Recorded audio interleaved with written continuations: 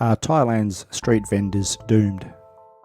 With a second round of closures in Thailand due to the coronavirus, many vendors are really struggling and are wondering if their businesses are doomed.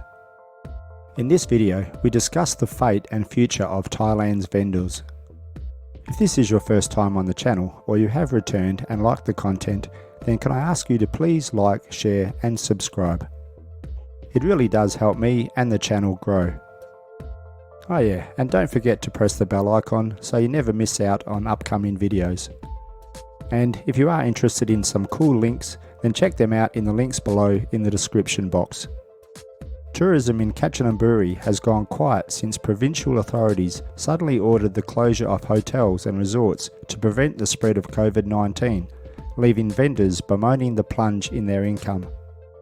At the River Kwai bridge in Muang district, usually a magnet for tourists, vendors are the only people visible, setting out stalls filled with souvenirs and other goods in hope of attracting a local visitor or two. Kanchanaburi area has only recorded 5 COVID infections to date. Most of those people have already recovered. Hotels in the area are not allowed to open, so even the local tourist trade has stopped to a crawl. Prior to the order, tourism in the province was already quieter than usual, as central government authorities have been urging people to avoid all interprovincial travel unless it is essential. The abrupt decision has been a blow to small-scale operators of tourism-related businesses.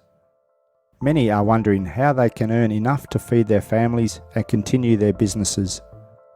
Vendors in the area around the River Kwai bridge said that the first wave of COVID travel curbs last year had hit their businesses hard, with their income dropping by 90%. Now the second wave is inflicting even more economic harm. Many of the vendors have received cash handouts from the government as part of an earlier package of COVID-19 remedy measures. But that money quickly disappeared due to having to eat and pay bills. It is believed the closure would not last more than 1 month, but has the damage already been done? This is just one example of the upcoming devastation for Thailand's vendors if things don't improve soon. When people talk about sustainable development, there is rarely any mention of the many street vendors who make a living on streets in Thailand, as well as across the rest of Southeast Asia. Street vending tends to attract tourists to Bangkok. It is part of Thai lifestyle and tourists want to experience that. Some tourists come to Thailand specially to taste the delicious street food. Many also come to get a bargain when shopping for virtually anything.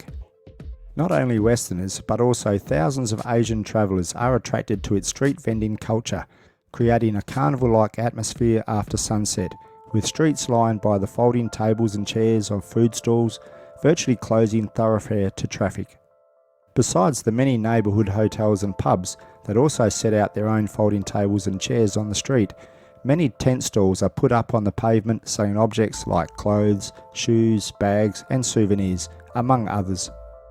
Over the years, studies have shown that street vending is a major livelihood for many Thais with a low level of education, and has thus become a major source of income for urban poor families, some of which have migrated from the villages and neighbouring countries. With the latest lockdown, thousands of vendors have found themselves without an income and no timeline for a return to their businesses. What will be the future for the vendors? Will vaccines work, and will confidence be restored that will allow lockdowns to cease? When will international travel be allowed to resume? I fear the world is in for some more pain in regard to COVID-19, and I can't see overseas travel returning for the foreseeable future. I fear for many of Thailand's people, and it may just be that many of Thailand's vendors are doomed.